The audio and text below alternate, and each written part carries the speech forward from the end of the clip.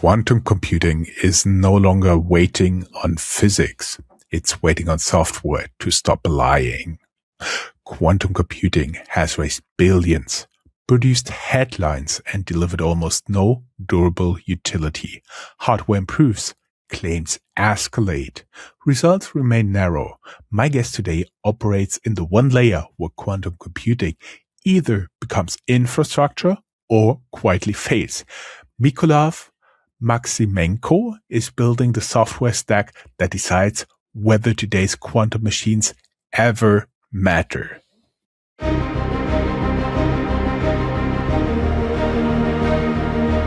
Welcome to Startuprad.io, your podcast and YouTube blog covering the German startup scene with news, interviews, and live events. My guest is Mykola Myksymenko, co-founder and CTO of Haiqu. Trained in theoretical physics at the Max Planck Institute for Complex Systems at Dresden, University of Göttingen, University of Magdeburg, and the Weizmann Institute, he later led large-scale industrial R&D before founding Haiqu. His company focuses on a problem the industry prefers to avoid. Quantum hardware exists, but the execution layer required for real applications does not.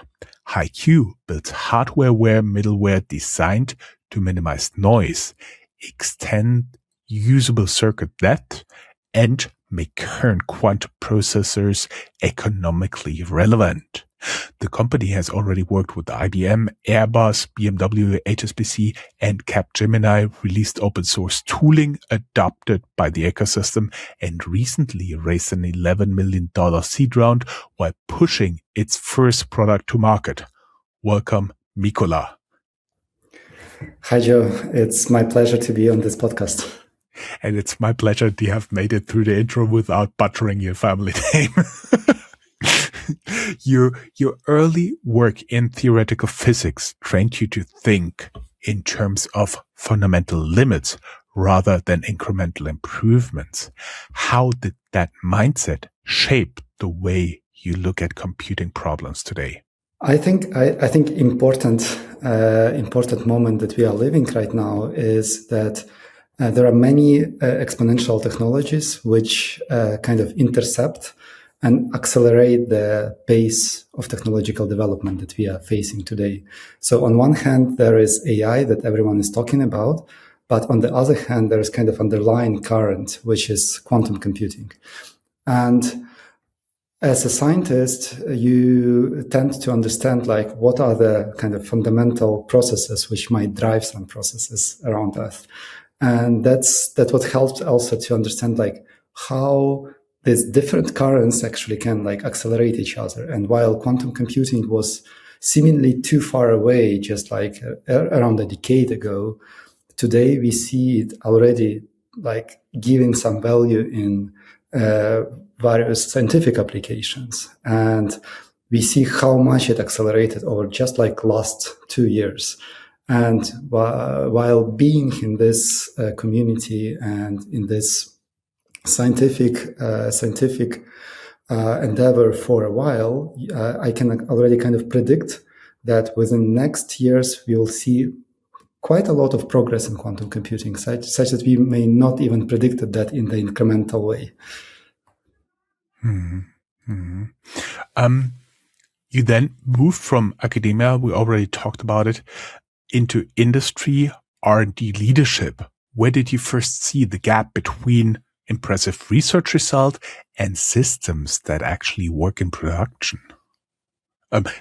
Little disclaimer, the systems never work in production as they normally should. That's true, but like one thing that kind of made me shift from academia to industry was particularly that I wanted to work on something which is immediately relevant or immediately can be applied to some hard problems in real life. And in academia, my background was in quantum condensed matter physics. I worked a lot on like predicting and trying to manipulate quantum states of matter in order to discover new materials or new properties of materials. And while it's very fascinating and very interesting field of research, it also has quite long horizon in terms of applicability. So some application of what I was doing may happen, for example, in real materials or be discovered in real materials in tens or 20s years from now. And then I shifted to industry, where the things were on completely different pace. And here, what made me to make this shift was particularly the progress of AI. So while working on the complex, so-called the field of complex physics of complex systems, I was also interested in the physics of neural networks. And apparently a lot of physics theory and methods can be applied into theory of learning. That's what made me being able to naturally transit into that field, and made quite actually a good career in industry, where we built actual production grade system based on the state-of-the-art research, which might just appeared in the literature, and we picked it up and built some systems around that. And yeah, so that was actually very exciting. And I'm still kind of using that, on one hand, fundamental understanding of the processes and interest in fundamental science.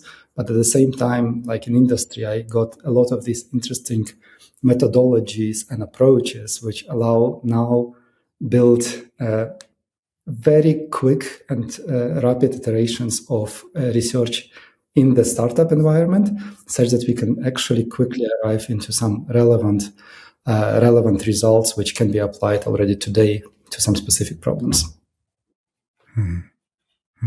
I see. You said you built quite a career in the industry. So when did you decide to find Haiqu? You effectively bet that software and not the hardware would decide the fate of quantum computing. What convinced you that this was the layer where real leverage actually sits? Yeah, that's exciting story. So as I shifted to industry, I was always fascinated about quantum computing. Quantum computing is something that I did my master degree in. So I started with quantum computing, then shifted into condensed matter physics. Still worked a lot on non-equilibrium physics and methods of simulating quantum matter and quantum states, and then worked on AI for a bit. And what I seen in AI was very similar to what I see today in what happens in quantum computing. So we have systems which already are capable of doing interesting results in the very narrow domain. So, for example, you can apply modern quantum computers, to a specific simulations of states of matter or some specific optimization problems, which might be very hard or nearly impossible to solve on the classical computer. However, there are still classical counterparts, but in some cases, solving some of these problems on the quantum computer can be already faster and sometimes even more convenient. And that's exactly what I seen in the beginning or early stages of deep learning, where these systems were already discovered and people seen a lot of interesting, fascinating applications in computer vision, in image recognition or signal processing. However, it took around 5 to 10 years before these systems became massively productized. And one application for that, and one background process which contributed to that embrace of technology, was particularly building a bunch of the infrastructure around the research artifacts, for example, PyTorch system or TensorFlow systems, which allowed a lot of people to build these complex and more complex neural networks easier and train them at scale, reproduce the results at scale, such that the whole research community accelerated dramatically. So we kind of lacked that in quantum computing. So running something on the quantum computer 2 years ago was very hard. like people experimented literally with like small prototypes of 4 to 10 qubits. Today, we already see a community which runs applications on hundreds of qubits. And hundreds of qubits, this is already a scale which is often hard to reproduce classically. So you need to be an expert in numerical techniques, in classical high-performance computing in order to reproduce those results. So it went from extremely toy problems to already more or less state-of-the-art high-performance computing. So I'm very optimistic about where it all goes. And I think this intuition of combining different experience between fields helps me today to shape our research agenda and prioritize on what to focus on. Mm-hmm.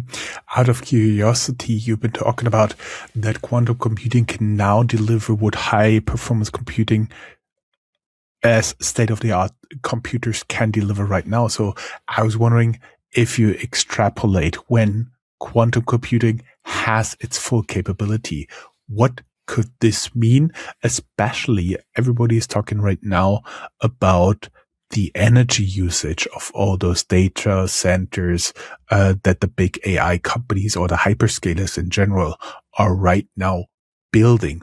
What could that mean? Would it mean 100% more computing power per watt, or where would quantum computing go there? And then can you give us a very tiny idea if you have the current LLM models running on a much more capable quantum computer? Yeah, that's probably something which is important to dig in. So many people see quantum computers as just like another GPU or another large computer which runs bigger and faster models. This is a little bit different story. So quantum computers are different kinds of computations, and it's suitable perfectly to some specific kinds of problems, and it can be completely useless to different problems. And running classical computations on the quantum computer, it's not the way forward. So it's not enough just to take your favorite classical computing algorithm and run it on the quantum computer. You need completely rethink the problem and rethink the mathematical approach to your algorithm to actually use all the capabilities of quantum bits, the entanglement, the ability to parallelize those computations using quantum computers. So this is a different way of computations. And that's importantly to realize that it's probably not immediately applicable to running large LLMs or running conventional machine learning applications. Actually, if you think about applying big data problems, one of the crucial bottleneck in quantum computing is actually loading data in the quantum computer. So one of the breakthroughs that we did at Haiqu was particularly unlocking this capability of loading large-scale data sets, which are of the industrial scale number of features into quantum computers. Before that, it was just impossible. And there are small improvements here and there, which probably enlarge the number of problems that we can solve with quantum computers. But before we go into ubiquitous era, we will be focused first on the very narrow problems. And some of them are designing new molecules and simulating new molecules. That's a very hard problem for classical computers, but this is something where quantum computer can actually help, because this is a natural system to tackle with qubits. It maps on almost one-to-one. We can think about the problem that I was solving in my scientific career, like a problem of materials. Like if you want to simulate superconductivity or magnetism in some specific new types of metals, then quantum computers can potentially help with these problems. So, or computational fluid dynamics, that's another interesting problem, which is very widespread in industry. So companies in aerospace or automotive run a lot of computational fluid dynamics simulations. And you very quickly actually kind of hit the glass ceiling there with the grid that you can simulate on the classical computers, while on the quantum computers, theoretically, you can go to much more denser grid of your simulation and have much more precise results. However, it's very hard right now to map this algorithm directly, and we also working on that, helping some companies who are our partners to actually make this transition. So there are a bunch of problems like this: optimization, simulation, natural systems, and multi-physics simulations. These are probably those which will be on the kind of early low-hanging fruit horizon. Mm-hmm. Mm-hmm. And middle to long term, what would it mean to everybody who's now thinking about investing in data centers, who are already there, announced in vast numbers? Do you think that'll change something over time when quantum computing really becomes productive, especially in terms of space needed and energy for computing of some form, maybe still LLMs, of artificial intelligence?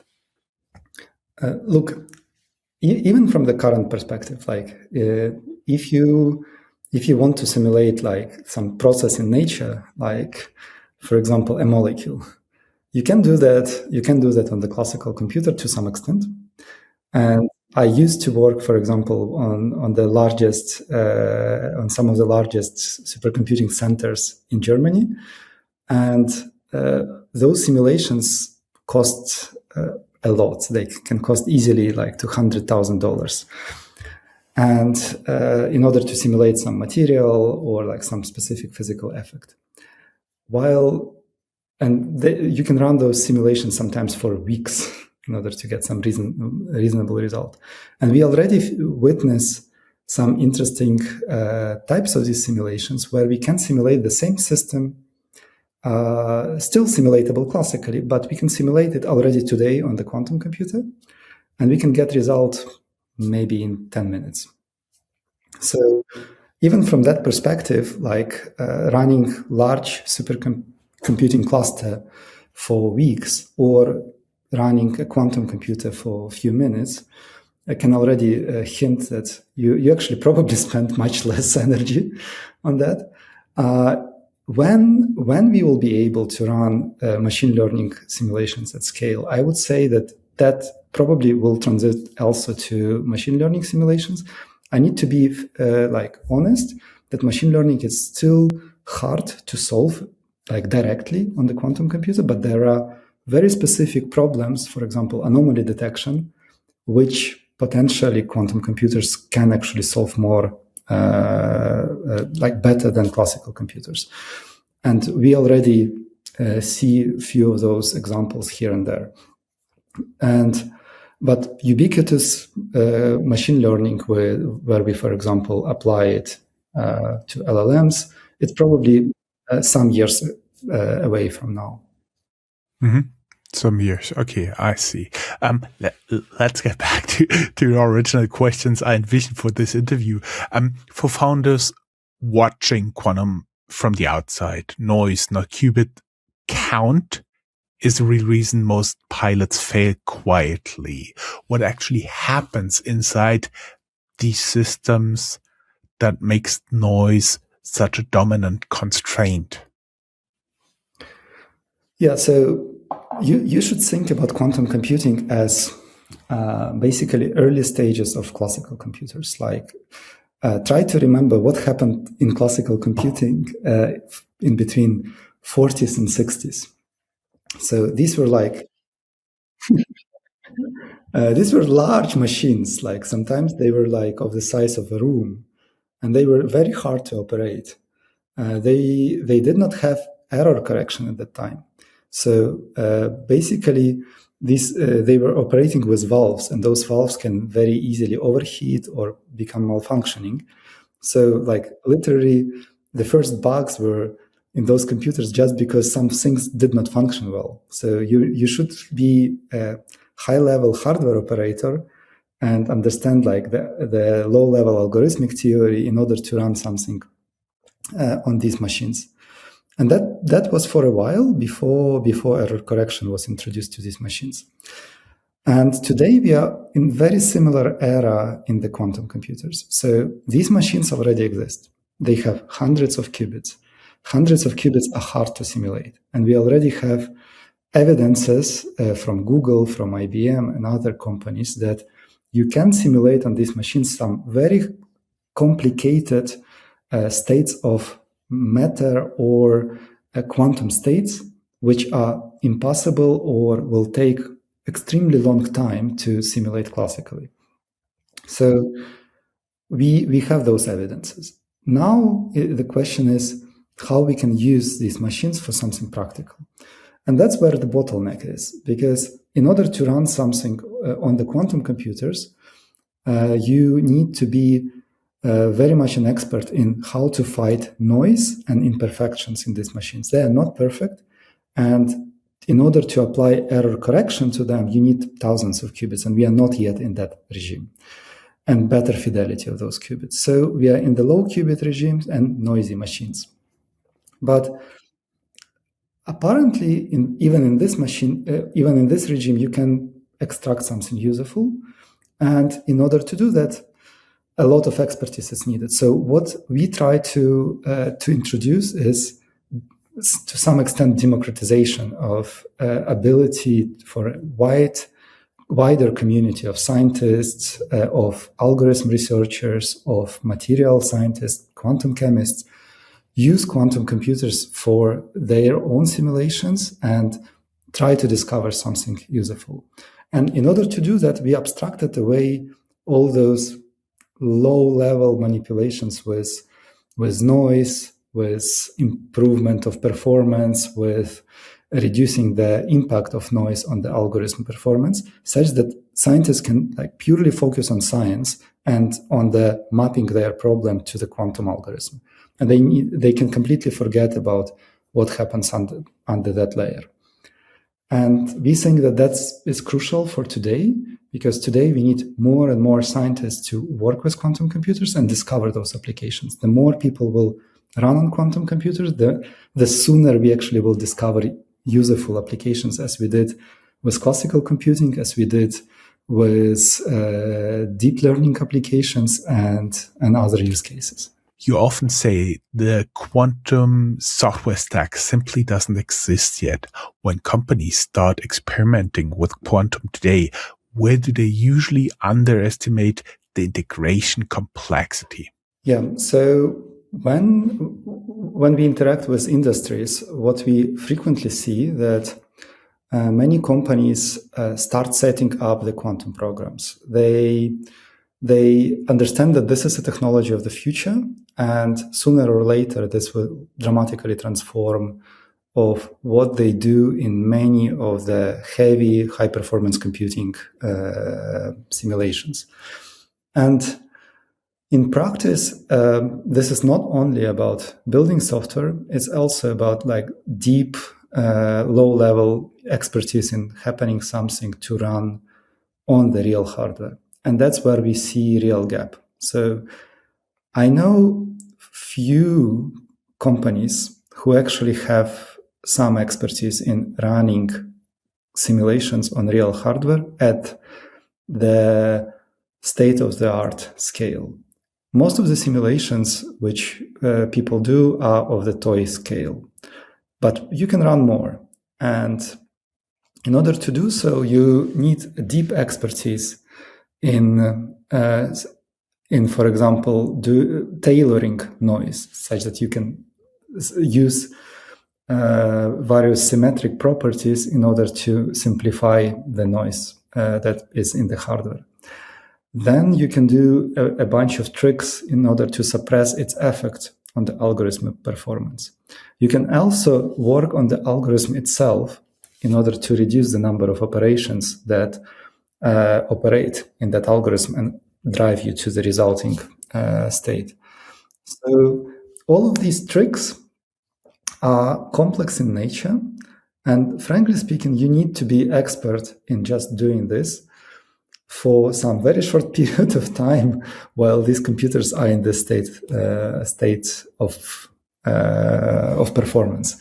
And I don't think anyone in industry should actually spend a significant amount of time focusing on this low-level optimization. So this should be done automatically, and that can be done by a middleware stack.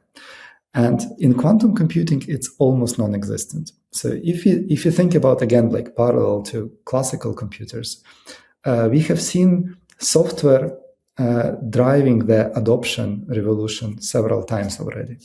For example, when we had the first personal computers, this kind of middleware revolution was happening because of adoption of basic language.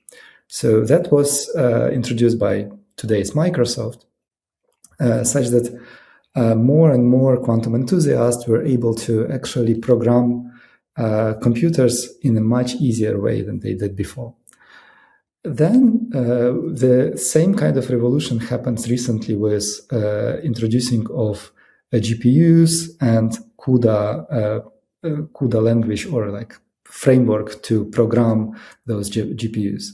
So in this case, again, like a middleware stack, in this case CUDA, helped a lot of scientists and experts in AI, for example, to use GPUs for their computational needs.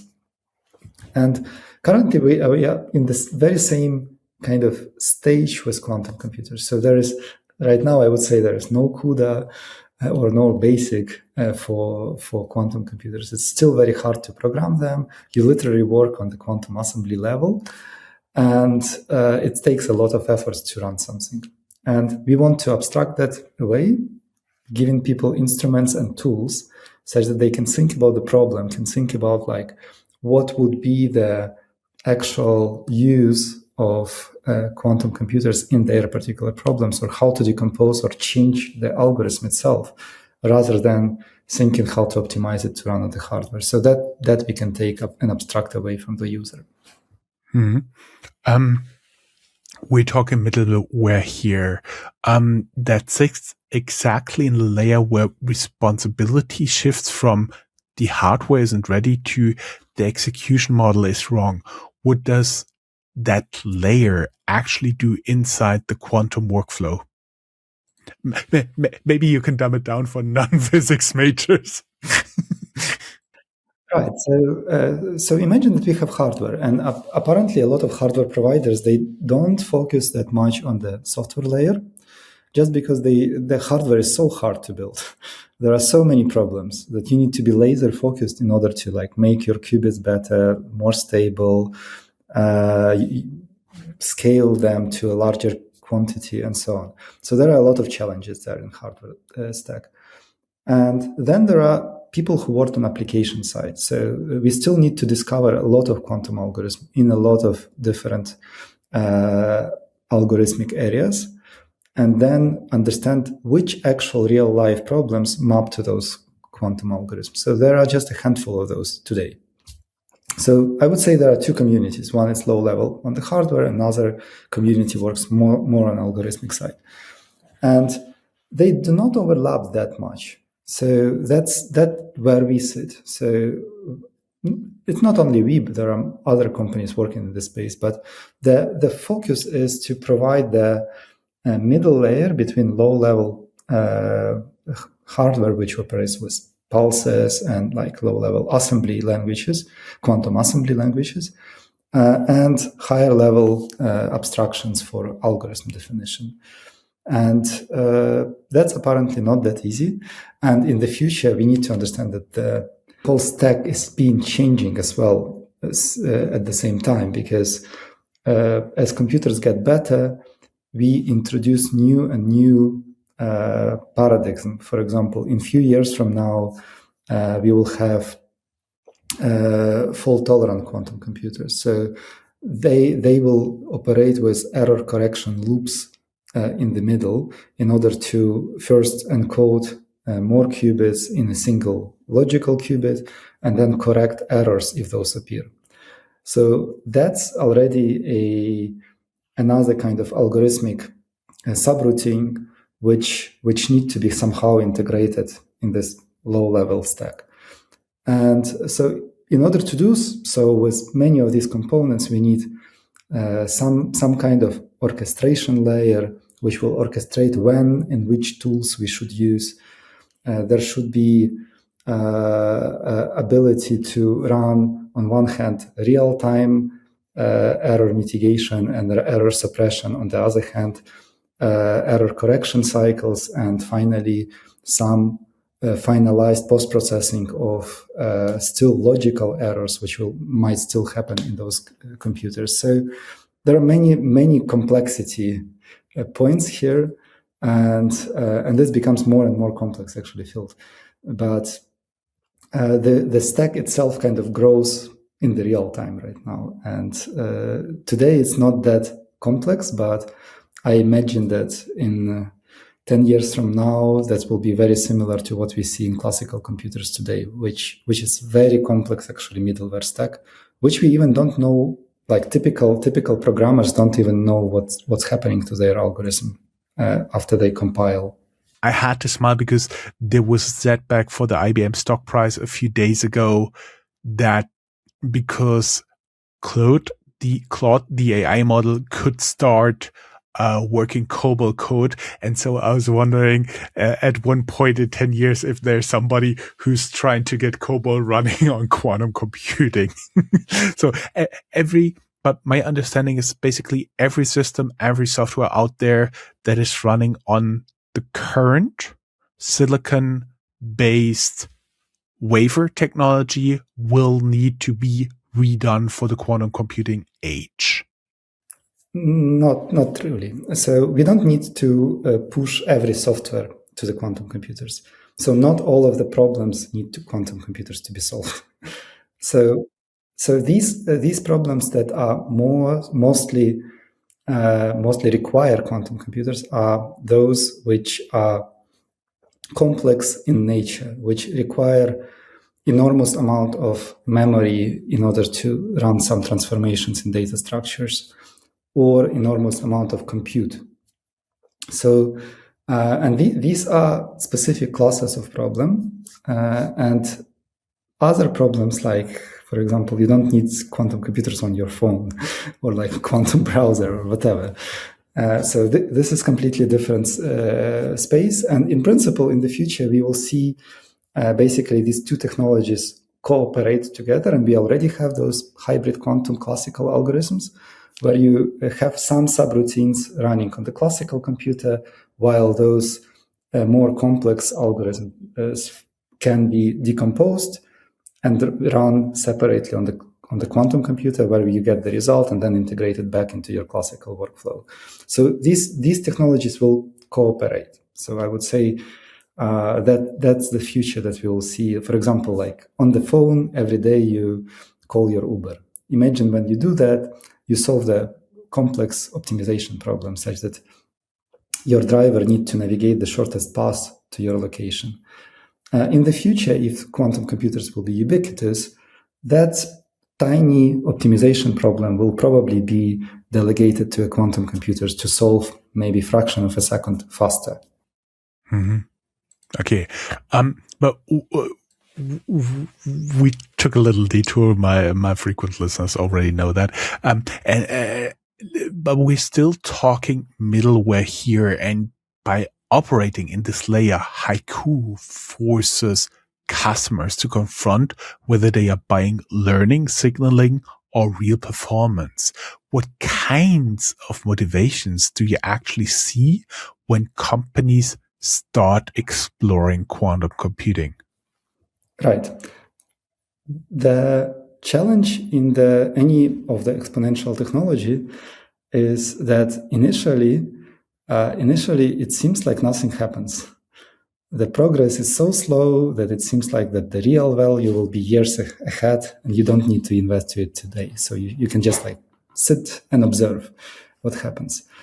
On the other hand, the nature of exponential technologies says that at some point you have a very rapid growth of technological adoption and capabilities of this technology.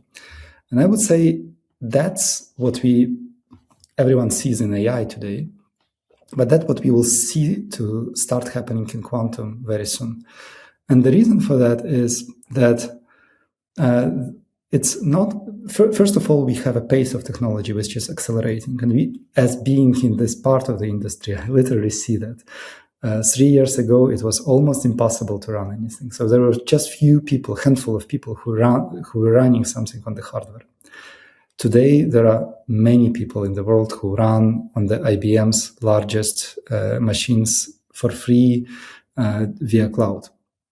And today, you can immediately access largest scale quantum computers in the cloud. And that's still not enough to immediately give you the business value, but that's something, if you see this perspective, that's already something quite impressive. Another thing that we see from our perspective, just a few years ago, running something on these largest machines could cost you easily tens to $100,000 if you want to get truly interesting new results.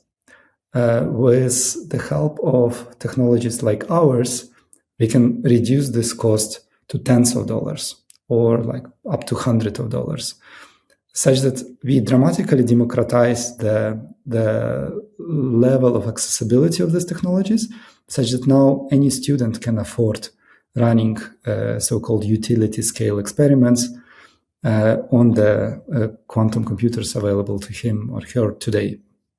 And that again accelerates everything, because now there will be more experiments.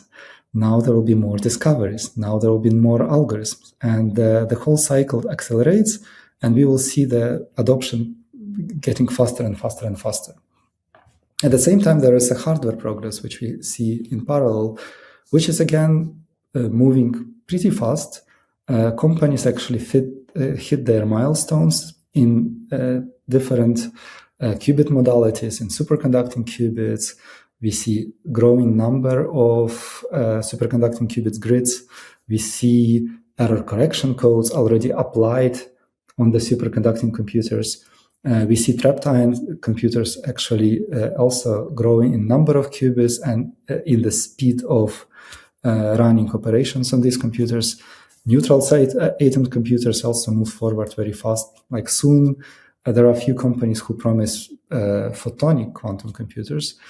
So there are a lot of different kind of underlying currents which accelerate the whole pace of this technological progress. So I'm very positive and very optimistic about the future of quantum computers. Me too, but would have also understood is that many current quantum initiatives may be premature. From your perspective, when should companies pause experimentation rather than accelerate it? Right. So I would say, I probably had to say it in the previous question, but one of the important aspects, why it's important to do something today. Suppose tomorrow there are quantum computers which operate at scale. We can run any algorithm we wish. The challenge would be to discover those algorithms. There are just a handful. And not every problem is so easily mappable to quantum algorithm. So it will take another few years to just discover algorithms for their particular business problems. Then it takes, typically in enterprises, it takes few years in order to adopt those algorithms into enterprise software ecosystem, integrate them, test them, make sure that they produce the right values in some specific TOEIC conditions. So stress test them in different scenarios.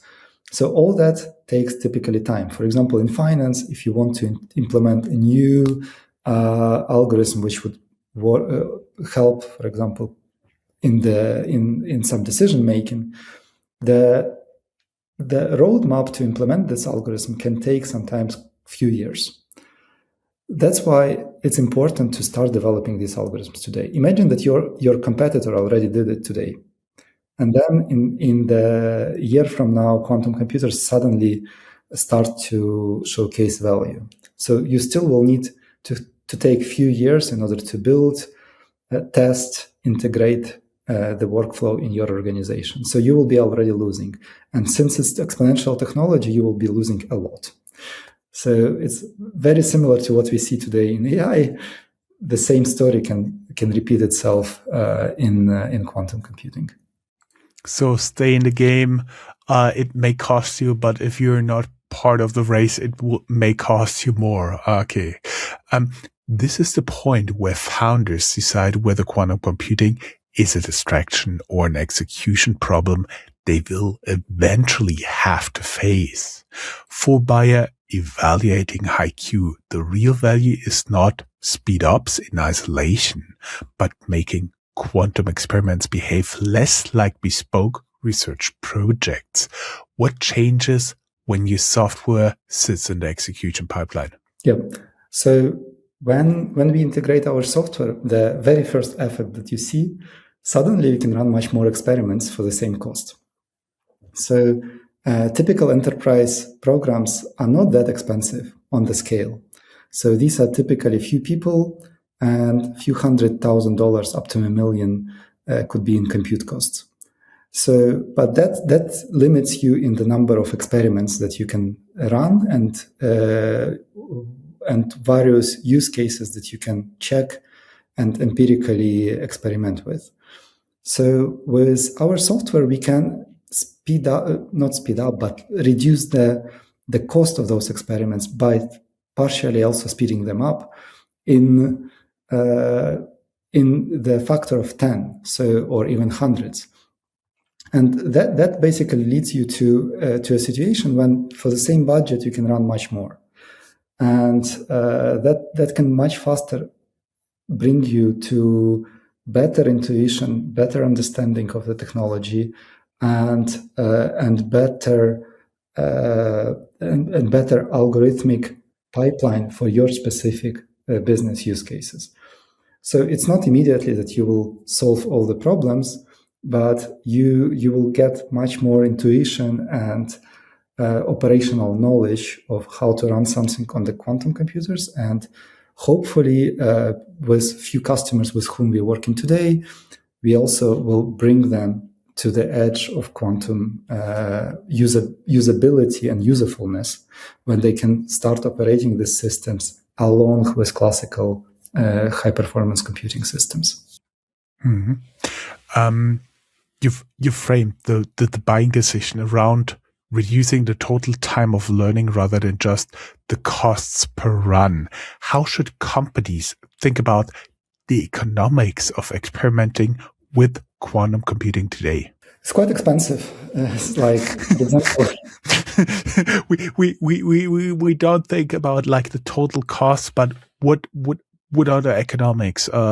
Future payouts, future risks, current risk, future payouts. Right. So it seemingly running something on quantum computers seems like a lot, right?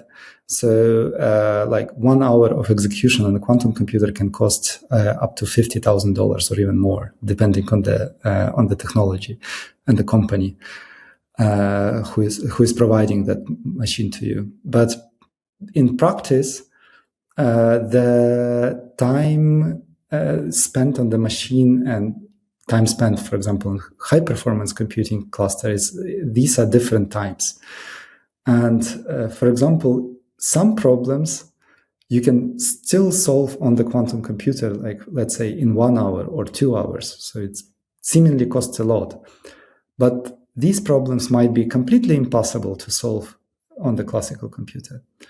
And for example, if you're a chemistry company and you need to create a new molecular structures to have specific properties, you need to run those simulations daily and a lot of them.